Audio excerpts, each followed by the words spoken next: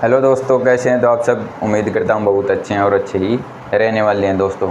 तो दोस्तों आज अपन एक नई शुरुआत करने वाले हैं और अपन पढ़ने वाले तो पॉलिटी हैं। पॉलिटिकल साइंस में अपन एम लक्ष्मीकांत के नाम से एक किताब आती है, भारतीय राज्य व्यवस्था।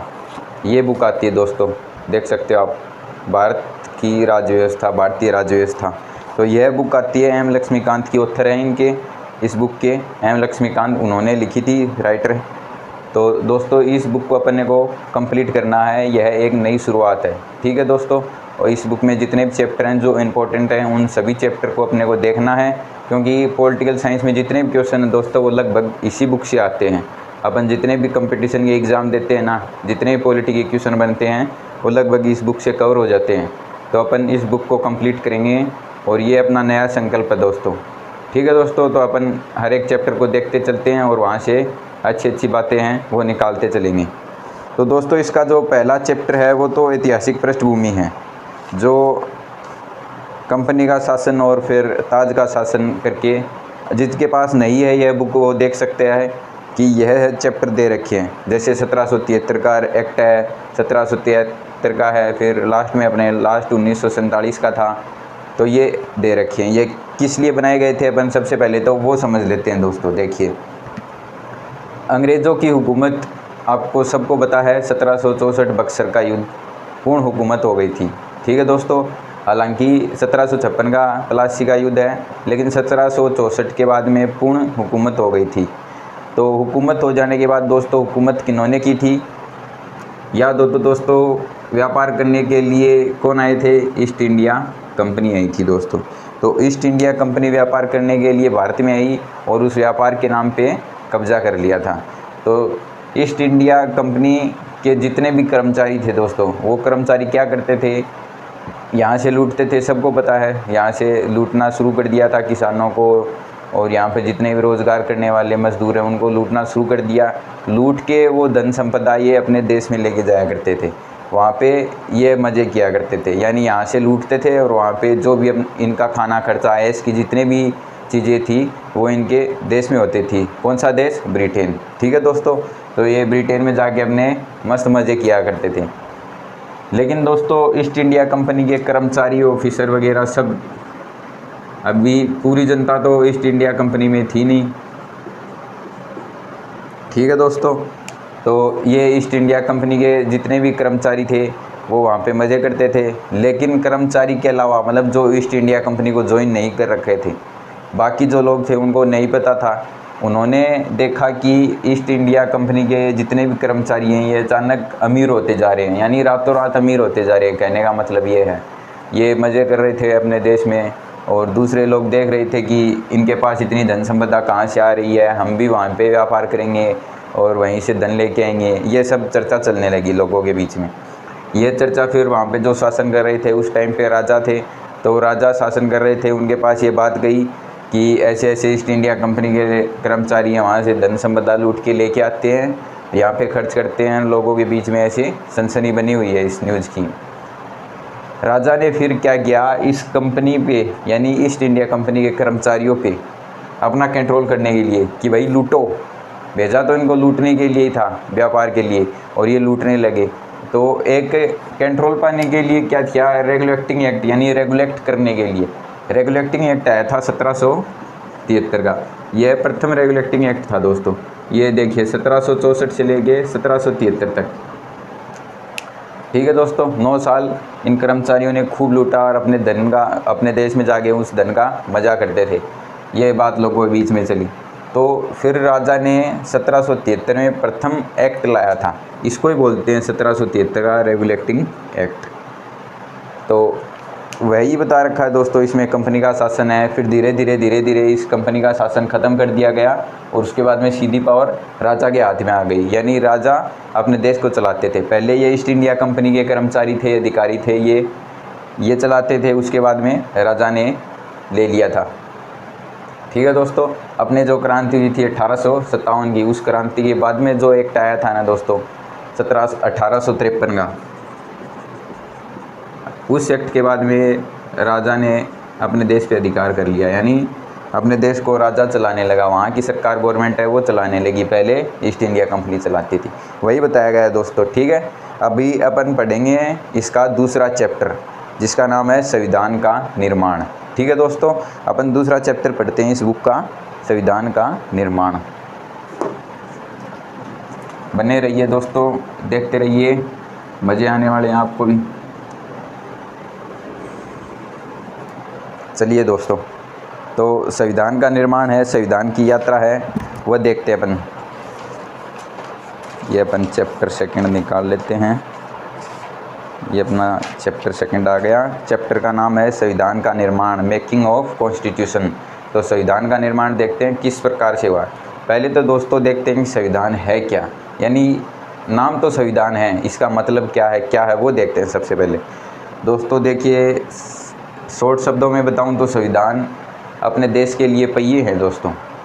अभी कोई बोल देगा कि अपना देश कहीं चल थोड़ी ना रहा है, अपना देश चल रहा है, वैसे फिजिकली नहीं चल रहा, चल के कहीं पे जा नहीं रहा, लेकिन अपना देश चल रहा है, और अपने देश को चलाने के लिए जो पहिए हैं वह है संविधान। हर देश का अलग अलग संविधान होता है, जैसे भारत का हर देश अपना स्वतंत्र होने के बाद में संविधान बनाता है।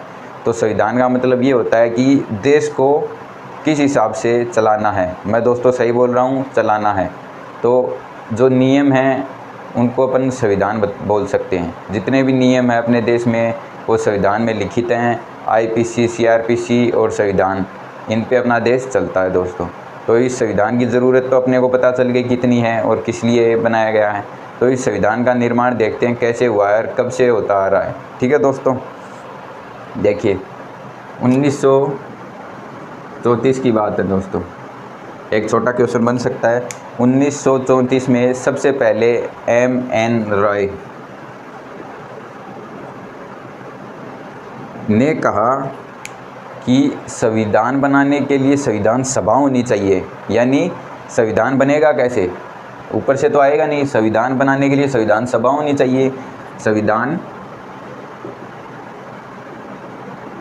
सभा, जो संविधान सभा यानी लोगों की सभा, जहाँ पे लोग इकट्ठे होते हैं, ग्रुप ऑफ पीपल, तो संविधान सभा। तो जो संविधान बनाएगी वो क्या हो गई, संविधान सभा। तो सबसे पहले विचार किनके आया था, M.N. रॉय की। फिर बोलेंगे कि ये तो प्रथम व्यक्ति थे जिन्होंने कहा संविधान सभा बनाओ। पहले पार्टी कौन थी पार्टी स्वराज पार्टी। कौन सी पार्टी दोस्तों, स्वराज पार्टी। तो कौन सी पार्टी थी ऐसी जिसने यह प्रस्ताव रखा कि संविधान सभा का निर्माण किया जाए, तो कौन सी पार्टी थी, स्वराज पार्टी। 1934 की बात है दोस्तों। उसके बाद में तो यह विचार आने के बाद में सबके लोगों के विचार आने लगा। फिर जैसे अपने पंडित जवाहरलाल नेहरू हैं, उन्होंने ऑफिशियली डिक्लेयर करते हैं ना, एक तो बात चलती रहती है संविधान सभा बनानी है, ये बात चल रही है लोगों में। ऑफिशियली ये था, डिक्लेयर किया था, कब किया था, 1940 में, जिसे अपन अगस्त प्रस्ताव बोलते हैं। क्या बोलते हैं दोस्तों, अगस्त प्रस्ताव। हिस्ट्री में पढ़ेंगे अपन अगस्त प्रस्ताव क्या होता है, आप पढ़ भी लिया होगा आपने। तो अगस्त प्रस्ताव, यही अगस्त प्रस्ताव था। 1940 में जवाहरलाल नेहरू ने कहा था कि संविधान सभा का निर्माण किया जाए भारत के लिए, और बाकायदा यह बात अंग्रेज़ों ने मान भी ली थी। तो अगस्त प्रस्ताव 1940 किसके लिए, संविधान सभा के निर्माण के लिए। संविधान सभा क्या करेगी, संविधान का निर्माण करेगी। तो अंग्रेज़ों ने दोस्तों मान ली 1940 में बात। 1940 में मानने के बाद में उन्होंने एक मिशन भेजा कि चलो ठीक है। 1942 सुना होगा दोस्तों, क्रिप्स मिशन।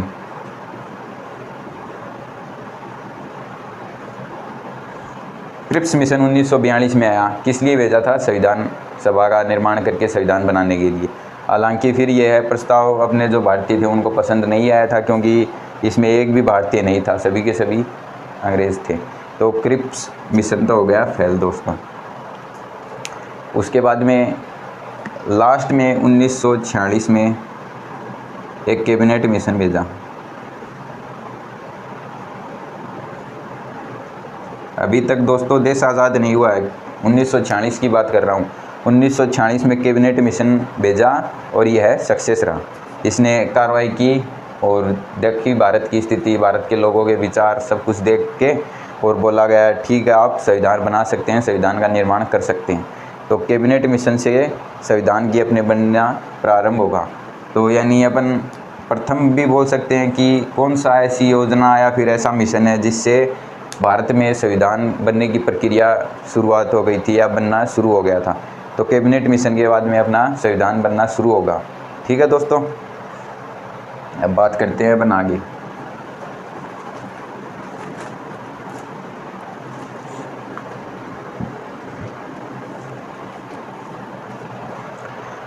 देखिए दोस्तों, एक मिनट, हाँ देखिए, संविधान बनाना है अपने को। ठीक है दोस्तों, अभी देश आज़ाद नहीं हुआ, बात 1946 की दोस्तों। 1946 में कैबिनेट मिशन आया संविधान बनाने के लिए। उसमें यह मंजूरी हुई थी कि टोटल 389 सीटें होंगी। यानी क्या मतलब, 389 लोग चुने जाएंगे जो संविधान सभा के मेंबर होंगे और वो क्या करेंगे, संविधान बनाएंगे। तो टोटल कितने, 389 मेंबर होंगे। ठीक है दोस्तों, 389 ये याद रखना आप कितनी सीटें थी। प्रथम बार इतने सीटें थी वो अपने भारत को मिली थी। उसके बाद क्या था दोस्तों, 296 जो ब्रिटिश भारत का मतलब ब्रिटिश जिन्होंने हुकुम कर रखा था भारत पे, तो अपन ब्रिटिश को हटा देते हैं। अभी 296 सीट भारत और 93 देसी रियासत। देसी रियासत किसे बोलते हैं दोस्तों, जो पहले राजा थे। ठीक है दोस्तों, तो 93 सीटें किन को मिली, देसी रियासतें यानी राजाओं को। कि राजाओं को ये अधिकार मिला कि आपने भी मेंबर भेजिए चुन के, और उन मेंबर हैं वो भी हिस्सा लेंगे संविधान का निर्माण करने के लिए। तो 73 सीटें इनको दी गई। 296 सीटें पूरे देश को, राजाओं को छोड़ के। ये 296 सीटें हैं दोस्तों। 296 सीटों में 292 इतनी होनी चाहिए दोस्तों। 292 एक बार देख देता हूँ मैं, 292 ही है ना।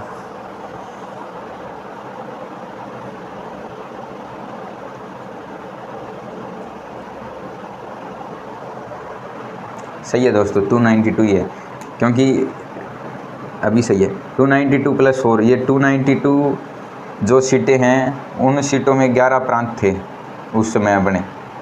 तो 11 प्रांत यानी अपन राज्य समझ सकते हैं।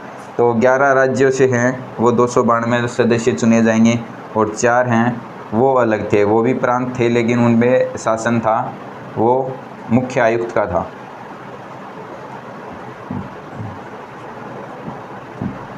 ठीक है दोस्तों, हालांकि इनमें मुख्य आयुक्त थे 4 प्रांतों में, और जो 11 प्रांत थे इनमें क्या थे, गवर्नर थे। ठीक है दोस्तों, तो अपन समझ सकते हैं 389 सीटें थी, यानी 389 अपने को लोग चुनने हैं। उन लोगों को चुन के संविधान बनाना है, बस जो जिनको ज्ञान है। अब ये चुने कैसे जाएंगे वो देखते हैं अपन। ये देखिए, ये बात जुलाई 1946 की है। अभी तक देश आज़ाद नहीं हुआ था। 1946 में फिर चुनाव हुए। चुनाव होने के बाद में 208 सीटें कांग्रेस लेके आई। ठीक है दोस्तों, और 73 सीटें मुस्लिम लीग को मिली। अभी मुस्लिम लीग कहाँ से आ गई वह बात करते हैं। ये जो दोस्तों 389 सीटें थी ना, इन सीटों में ऐसा था कि हर व्यक्ति तो वोट नहीं देगा। जैसे हर समुदाय के लोग होंगे, जैसे हिंदू, मुस्लिम, सिख, ईसाई, हर समुदाय के लोग होंगे, और उन जो लोग होंगे वो एक अपना प्रतिनिधि चुनेगा। ठीक है दोस्तों, एक प्रतिनिधि चुनेगा। और ये प्रतिनिधि कैसे, जहाँ पे 10 लाख की जनसंख्या है, 10 लाख की जनसंख्या है, तो उस 10 लाख की जनसंख्या पे एक प्रतिनिधि चुना जाएगा। ठीक है दोस्तों, तो ऐसे करके प्रतिनिधि कितने चुने गए, 389। देखते ही देखते क्या हो गया, देश का बंटवारा हो गया, क्योंकि ज़्यादा दिन नहीं थे। 1947,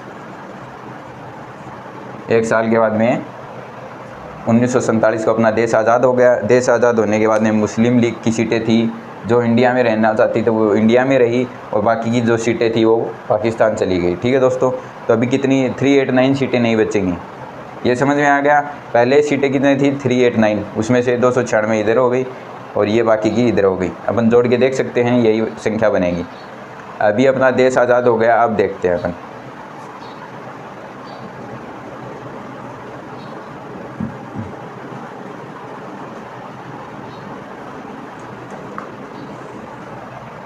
अभी ये भी देखेंगे कि चुनाव किस प्रकार से हुए, प्रत्येक व्यक्ति ने चुनाव में हिस्सा लिया था क्या, ये भी देखेंगे अपन। अभी अपना देश आज़ाद हो गया 1947। अब बात करते हैं अभी टोटल कितने बचे। यह सीटें बची दोस्तों, 389 में केवल 299 सीटें बची थी। अभी अपन 299 सीटों का बंटवारा करेंगे फिर से, क्योंकि फिर से जो देसी रियासतें थी, मतलब जो राजा थे वो आधे राजा इधर चले गए, आधे राजा इधर आ गए, तो उस हिसाब से सीटों की क्या हो गई, बंटवारा हो गया। अब अपन 299 सीटों पे देखते हैं दोस्तों।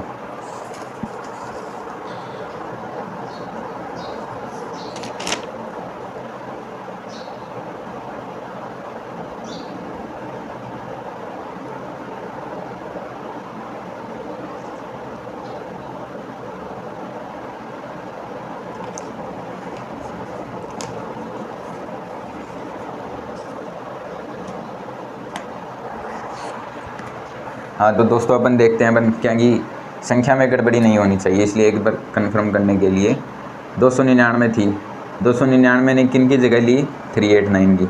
उसके बाद में ये देखिए 296 ने यहाँ पे कितने बचेंगे, 229 बचे दोस्तों। यानी भारत में 229 पे चुनाव होने हैं और बाकी की जो मुस्लिम लीग के लिए देसी रियासतों के लिए कितनी थी, 93। ये कितनी बची, ये शायद 73 बचेंगी, 73 या 70। ठीक है दोस्तों, हाँ 70 सही है दोस्तों, 70 ही सीटें बची। तो ये तो किन के लिए है, ये तो देसी रियासतें यानी राजाओं के लिए, ये राजाओं के लिए, ये ब्रिटिश भारत के लिए, यानी भारत ही समझ लेते हैं अपन। ये भारत में जैसे आम जनता थी ना, उनके लिए 229। तो अभी संविधान का निर्माण करने के लिए टोटल 299 सदस्य होंगे। संविधान का निर्माण करने के लिए 229 पे चुनाव हुए। चुनाव कैसे हुए, जैसे 10 लाख जनसंख्या पे एक प्रतिनिधि चुना गया। ठीक है दोस्तों, तो जैसे अपन टोटल जनता है अपने देश की, टोटल जनता ने चुनाव में भाग नहीं लिया दोस्तों। हर समुदाय से कुछ चुने हुए लोगों ने ही हिस्सा लिया था और उन चुने हुए लोगों के द्वारा इन लोगों को चुना गया था। ठीक है दोस्तों, तो टोटल जनसंख्या ने भाग नहीं लिया था वोट में। यानी अपन यह क्वेश्चन बनता है कि संविधान सभा के निर्माण में देश की सभी जनसंख्या ने वोट दिया था, तो यह नहीं दिया था। ठीक है दोस्तों, तो ये 229 सदस्य थे, ये उन्हीं सदस्यों को चुना गया था जिनका मतलब प्रतिनिधित्व जनता के बीच में अच्छा हो और जनता ये कहे कि हम तो इस व्यक्ति को चुन के भेजेंगे। तो उन जनता ने ऐसे ही चुन के भेजा था, हालांकि वोट नहीं दिया कि हमारे इस इलाके का प्रतिनिधित्व ये व्यक्ति करेगा। तो ऐसे करके 229 सदस्य चुने गए। हालांकि ये 70 थे, ये राजाओं ने अपने मन से मनोनीत किए थे। तो इस प्रकार से अपन कह सकते हैं कि संविधान सभा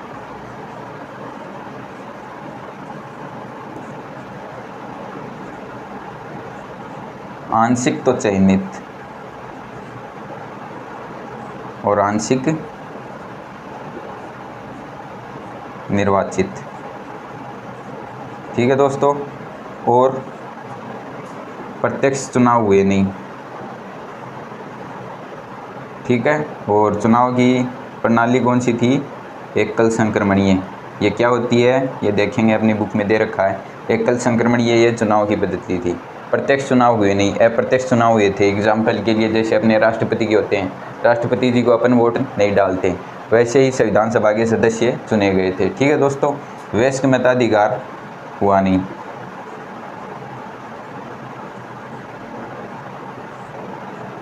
चुनाव होंगे अपने 1951-52 में, तब जनता वोट देगी। तो संविधान सभा आंशिक रूप से चुनी हुई और आंशिक रूप से निर्वाचित थी, सभी जनता ने वोट दिए नहीं थे। तो अभी टोटल अपने 299 सदस्य हैं, ये बैठेंगे और संविधान का निर्माण करेंगे दोस्तों। ठीक है, अभी लिख देते हैं, ये 299 क्या करेंगे, संविधान का निर्माण करेंगे। 299 में भी लगभग 277 टोटल सदस्यों ने भी हिस्सा लिया था। और अभी अपन बात कर लेते हैं संविधान बनाने में कितने दिन गए थे और कब से प्रक्रिया शुरू हुई। तो प्रक्रिया कब से शुरू हुई, प्रथम बैठक कब हुई थी, संविधान सभा की प्रथम बैठक कब हुई थी, 9 दिसंबर 1946 को। ठीक है दोस्तों, 9 दिसंबर 1946 को प्रथम बैठक हुई थी। अभी दूसरी 11 दिसंबर को हुई थी। अपन लिख ही लेते हैं, ये इम्पोर्टेंट क्वेश्चन है। ये समझ में आ गया दोस्तों। पहले 389 सीटें थी, उसके बाद में देश का बंटवारा हुआ। देश का बंटवारा होने के बाद में टोटल सीटें कितने बची, 299 सीटें बची थी। इन 299 सीटों पे चुनाव हुए थे, हालांकि प्रतिनिधियों को चुन के भेजा गया था, प्रत्यक्ष वोट हुए नहीं थे। ठीक है दोस्तों,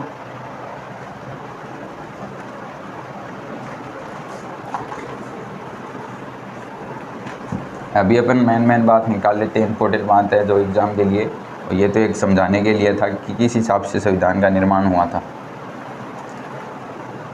स्वराज पार्टी 10 लाख जनसंख्या, ये भी मिटो देते हैं। एमएन राय स्वराज पार्टी, ये रहने देते हैं। ये तो दोस्तों प्रथम बैठक ये हो गई। द्वितीय बैठक यानी दूसरी बैठक 11 दिसंबर 1946 को। एक दोस्तों उद्देश्य प्रस्ताव है, वो देखते हैं क्या है। उद्देश्य प्रस्ताव ये क्या है, ये देखते हैं दोस्तों अपने संविधान का जो अपने प्रस्ताव सुना होगा, प्रस्ताव, तो जो प्रस्तावना था, अपने संविधान का जो प्रस्तावना था वह उद्देश्य प्रस्ताव से निकल के आया था। ये उद्देश्य प्रस्ताव संविधान सभा में, कहाँ पर दोस्तों, संविधान सभा में JL नेहरू यानी अपने पंडित जवाहरलाल नेहरू हैं, उन्होंने पेश किया था। ठीक है दोस्तों, कब किया था, 13 दिसंबर 1946 को। ये पढ़ा कब गया, 22 जनवरी 1947 को ये पढ़ा गया था। फिर पढ़ने के बाद में मतलब 13 दिसंबर 1946 के बाद में ये जो उद्देश्य प्रस्ताव की जो बातें वो देख लेते हैं अपन। देखिए, कहने का मतलब ये है कि जो बताया गया था कि भारत है वो संप्रभु होगा, इस पे किसी का अधिकार नहीं होगा। जो भारत में शामिल होना चाहेगा उस पे भारत की सरकार का मतलब हक होगा, जो शामिल होना चाहेगा, जो नहीं होना चाहेगा उन पे नहीं है। और सीमा बता रखी है कि किस हिसाब से सीमा तय की जाएगी, ये सब उद्देश्य प्रस्ताव में बताया गया। व्यक्ति की स्वतंत्रता और न्याय सबको मिलेगा, ये सब उद्देश्य प्रस्ताव में बताया गया था दोस्तों। अपन पॉज करके पढ़ लेंगे क्या है उद्देश्य प्रस्ताव। ठीक है, तो ये उद्देश्य प्रस्ताव पढ़ने के बाद में ये 22 जनवरी 1947 को क्या हो गया, स्वीकृत हो गया था दोस्तों। सभी लोगों ने स्वीकृत कर लिया और कहा कि सही प्रस्ताव है और एकदम अच्छे बहुमत से ये प्रस्ताव पास हो गया। तो उद्देश्य प्रस्ताव है वो देख लिया अपन ने, कब से कब की क्या डेट है, ये भी ध्यान में रखनी है दोस्तों। और उद्देश्य प्रस्ताव से अपना क्या निकल के आया था, प्रस्तावना। ठीक है दोस्तों, अभी अपन आगे बात करते हैं।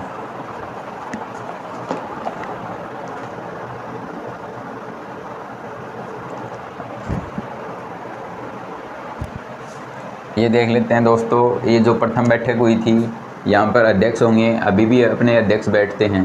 तो ये अध्यक्ष थे डॉक्टर सच्चिदानंद सिन्हा, अस्थायी थे दोस्तों। ये अस्थायी अध्यक्ष एक बार किनको चुना गया, सच्चिदानंद सिन्हा को। ये सबसे बुजुर्ग थे सभा में, इसलिए इनको सच्चिदानंद सिन्हा को अध्यक्ष चुना गया था। और फिर द्वितीय बैठक हुई थी 11 दिसंबर को, फिर किनको चुना गया था, भीमराव अंबेडकर जी को। ठीक है दोस्तों, सॉरी भीमराव अंबेडकर को नहीं, राजेंद्र प्रसाद को। तो स्थायी अध्यक्ष किनको चुना गया था, स्थायी अध्यक्ष राजेंद्र प्रसाद को, जो क्या थे, प्रथम राष्ट्रपति थे अपने। ठीक है दोस्तों, तो राजेंद्र प्रसाद जी को दूसरी बैठक में स्थायी अध्यक्ष चुन लिया गया था और अस्थायी अध्यक्ष कौन थे? सच्चिदानंद सिन्हा थे। अभी दोस्तों देखें, जैसे संविधान का निर्माण हुआ, संविधान का निर्माण देश आज़ाद होने के बाद में ये 3 बातें हुई थी। पहली बात तो ये हुई थी कि भारत अब संप्रभु है, ठीक है दोस्तों। दूसरी बात यह हुई थी कि जो संविधान सभा है वही भारत की क्या है? विधायिका है। तो भारत के प्रथम संसद कौन थी? विधानसभा, सॉरी संविधान सभा। जो संविधान सभा थी वही क्या थी? संसद थी। तो भारत की प्रथम संसद कौन सी थी? संविधान सभा। जो संविधान सभा के सदस्य चुने गए थे वही क्या थे? संसद में बैठ के 2 काम सौंपे गए थे। एक काम तो ये था कि भारत का क्या बनाना है? संविधान। संविधान सभा को 2 कार्य सौंपे गए। एक कार्य तो संविधान का निर्माण करना और दूसरा देश के लिए कानून का निर्माण करना।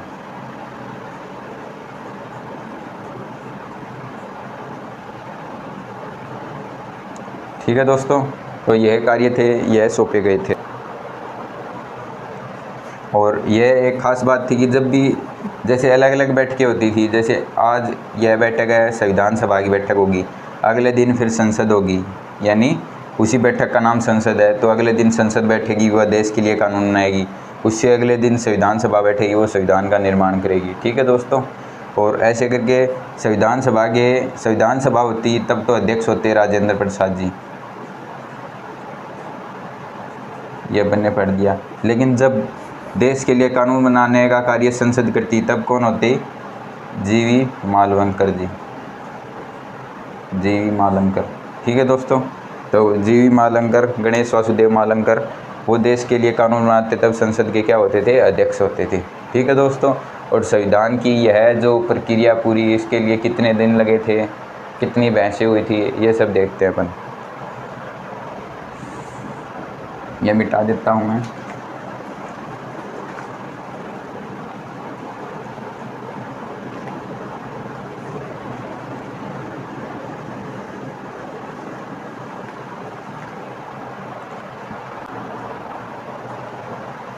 अभी संविधान अपना कब बना था?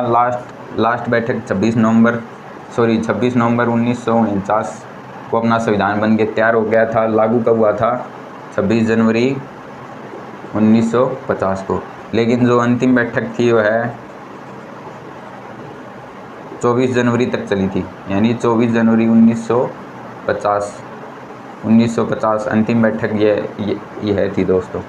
और लगभग कितने दिन लगे? 114 दिन लगे थे। टोटल कितनी बैठक हुई थी? 11 बैठक हुई थी। लगभग 64 लाख का व्यय आया था इन 114 दिनों में। और लगभग 60 देशों का संविधान है उसको पढ़ा गया था। 160 देशों के संविधान को इकट्ठा किया, मतलब पढ़ के और उनका मिक्सर बना के अपना भारत का संविधान लिखा गया। अभी अपन भारत के संविधान की विशेषता देखेंगे। ठीक है दोस्तों, तो ये एक छोटी सी बात थी कि संविधान का निर्माण कैसे हुआ, क्या क्या विशेषता है। ठीक है दोस्तों, और ये देखेंगे कि किस देश से कौन सी प्रणाली ली गई है। संसदीय प्रणाली ब्रिटेन से ली गई है। राष्ट्रपति का पद कहाँ से लिया गया है, उपराष्ट्रपति का पद कहाँ से लिया गया है, ये देखेंगे। अभी मैं देख लेता हूँ सीरीज के हिसाब से अपने को क्या क्या पढ़ना है। अभी 2-4 बातें और हैं, जैसे 24 जनवरी 1950 को क्या हुआ था? राष्ट्रीय गीत अपनाया गया था, राष्ट्रीय गीत। इसी दिन राष्ट्रीय गान को अपनाया गया था और इसी दिन भारत के प्रथम राष्ट्रपति बने थे डॉक्टर राजेंद्र प्रसाद जी। ठीक है दोस्तों, और एक अपन जैसे अपना संविधान का निर्माण हो रहा था तब अलग अलग समितियां बनाई गई थी। किसी व्यक्ति को अलग यह कार्य दिया गया था कि आप यह कार्य कीजिए। वैसे ही एक समिति का नाम आपने सुना होगा, प्रारूप समिति। ये प्रारूप समिति थी क्या, वो देखते हैं। देखिए, प्रारूप समिति का मतलब ये है कि आप संविधान का बाहरी स्ट्रक्चर यानी ढांचा बनाओ, तो प्रारूप बनाओ आप कि किस हिसाब से देश का संविधान होगा और किस दिशा में देश के संविधान को लेके चलना है। तो प्रारूप बनाया गया था, इसलिए इस समिति का नाम क्या था? प्रारूप समिति। और इसके अध्यक्ष कौन थे? चीफ कौन थे? भीमराव अंबेडकर।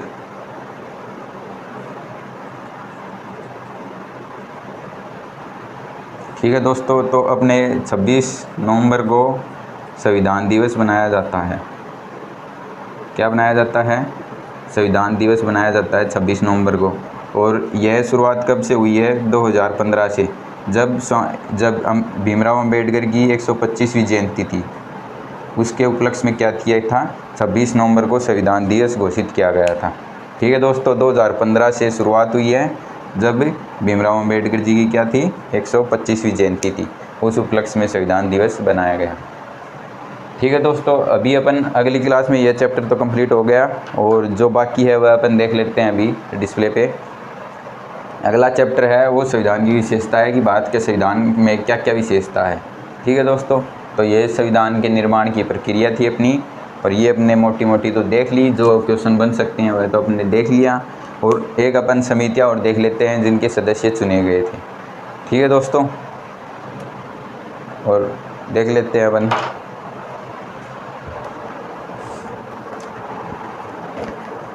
ये देखिए दोस्तों, संघ शक्ति समिति, इनके अध्यक्ष थे जवाहरलाल नेहरू। यानी संघ समिति थी एक संघ शक्ति की, यानी संघ का कार्य जवाहरलाल नेहरू को दिया गया था। संघीय संविधान समिति यह भी जवाहरलाल नेहरू जी को दिया गया था। और फिर प्रांतीय संविधान समिति सरदार वल्लभ भाई पटेल थे। मैं बोलता हूँ, आप लिख भी सकते हैं। प्रांतीय संविधान समिति सरदार वल्लभ भाई पटेल थी। प्रारूप समिति भीमराव अंबेडकर, ये अध्यक्ष थे उनके। और फिर मूल अधिकारों के लिए यह भी सरदार वल्लभ भाई पटेल की थी। और इनमें मूल अधिकार की उप समिति थी, वो JB कृपलानी के लिए थी। और अल्पसंख्यक उप समिति उनके अध्यक्ष थे HC मुखर्जी। संचालन समिति थी, इनके अध्यक्ष थे डॉक्टर राजेंद्र प्रसाद।